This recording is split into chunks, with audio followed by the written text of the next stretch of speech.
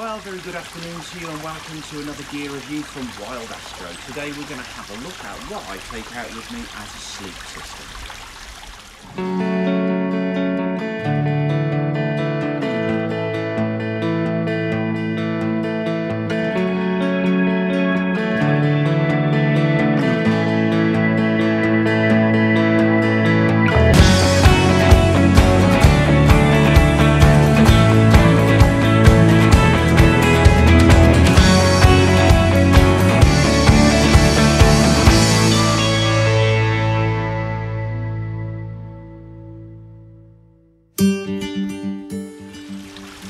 Thanks for watching. Let's take a look at what I take out with me as a sleep system. I'm going to clear this out of the way first of all, we'll come back to that in a moment, and we're going to start with the absolute backbone of the sleep system. It is one of my top 3 items of wild camping gear that I've ever bought, and it is my Thermarest Neo Air X-Therm sleeping pad. I'm not going to bore you with the stats of it, so many people have got them, you know what they are.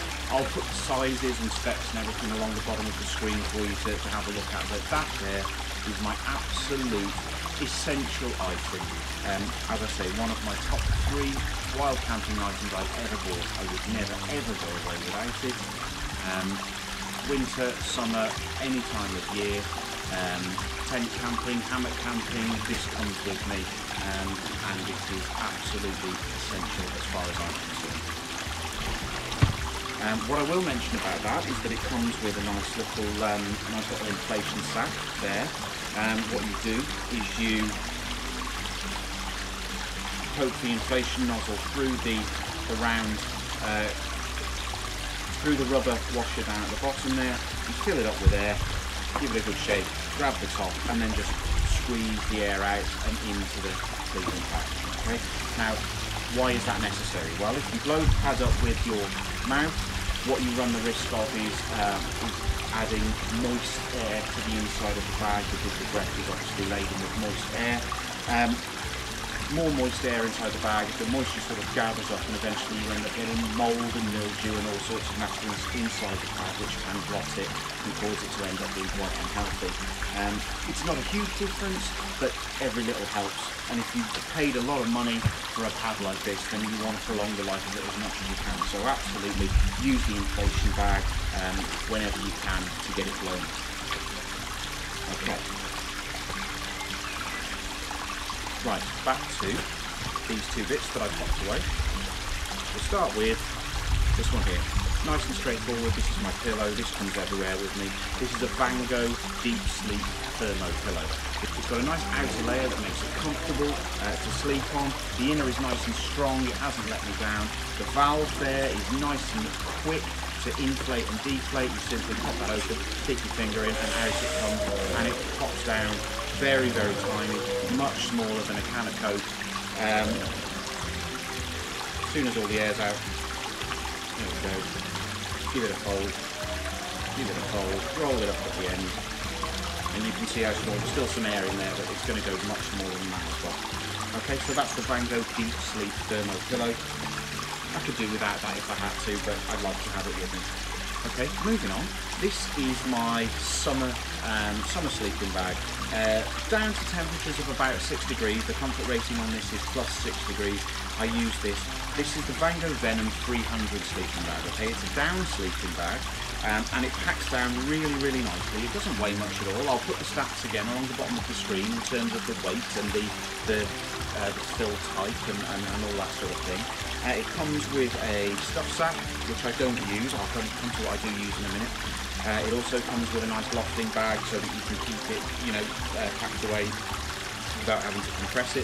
And it's a great bit of kit. It's hydro barrier, water resistant down inside there. So if you do get it wet, the down isn't going to clump up straight away, and you're going to retain as much of that heat as possible. But as I say, this is my summer sleeping bag, down to temperatures of about 6 degrees. Once temperatures get down below 6 degrees and we're starting to approach freezing, then I will change this sleeping bag for this. This is the Outfit Pipe Dream 400. Okay, it's also a down bag. It packs up just the same size as the Vango Venom does. I'll tell you more about that in a minute, but it's got a comfort rating of -5. So this will take me the other side of 0 degrees. My only criticism of this bag that I've come up against so far is that this is a standard length bag, as the Vango is. It's quite short. I do find my feet are pushed right into the bottom of it, which does sort of, it takes away a little bit from the warmth at my feet. So what I'd recommend is if you're going to go for this, I'm 5'10", and as I say, I find the standard length to be just a little bit short. I'd like another couple of inches in at the bottom end of it. So I'd go for the long version of it if you're thinking of going for this bag. Again, stats for that bag at the bottom of the screen for you. This is the stuff sack that I put both of these sleeping bags into. This is the Sea to Summit E-Vent waterproof stuff sack. Okay, it's the standard sort of E-Vent material, so it allows air to come out as you're compressing it down, but it's waterproof, so it stops any moisture getting in there to ruin the bag. What I'm going to do, I'm going to grab the Vango Venom back because just because it's a little bit easier, and I'm going to stuff it into this and show you how small it goes.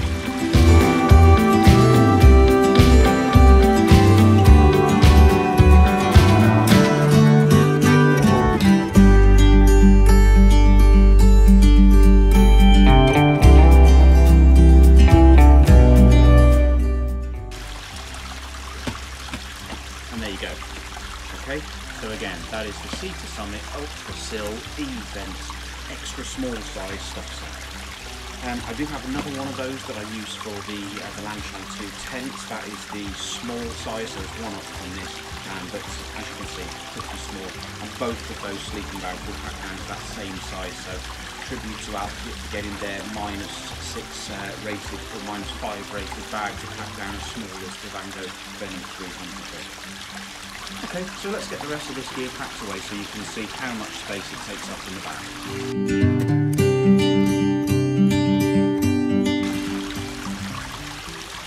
Pillow.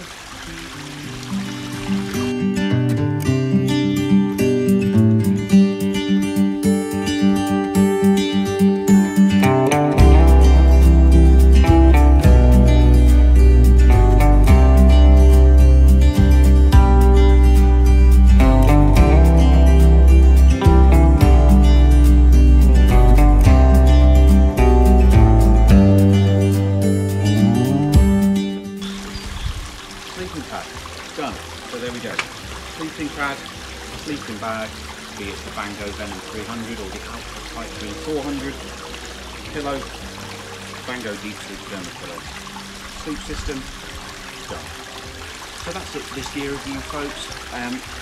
There are links to all these items in the description at the bottom of the video there. Please remember, I'm not paid a penny for reviewing these items. They're just wild camping gear that I have bought, found to be fantastic and wanted to share with you guys. If you like what you've seen today, please hit like and give me that thumbs up.